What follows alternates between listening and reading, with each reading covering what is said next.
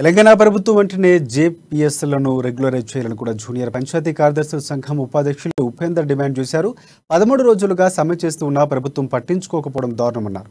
ఖమ్మం జిల్లా వైరాలో జేపీఎస్ల సమ్మెలో ఆయన పాల్గొన్నారు. ఉద్యోగాల నుంచి తొలగిస్తామని ప్రభుత్వం నోటీసులు జారీ చేయడం బాధాకరమన్నారు. ప్రభుత్వ బెదిరింపులకు ఎవరూ భయపడవద్దని, న్యాయం జరిగేంత వరకు పోరాడదామని సూచించారు.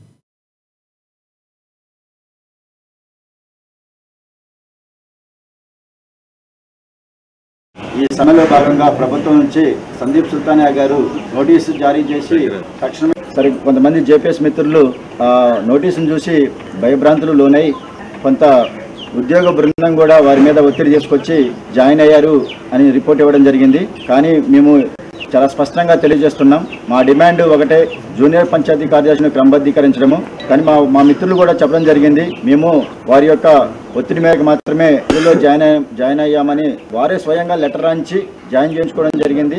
కానీ మార్నింగ్ ఉదయం ఈరోజు వారందరూ కూడా ఏదో ఆ లెటర్ చూసి మేము కొంత ఒత్తిడికి లోనై ఈ లెటర్ ఇచ్చినదే తప్ప మేము ఎటువంటి విధులకు హాజరు కామని వారు మరీ స్పష్టం చేయడం జరిగింది. ఈ సమయం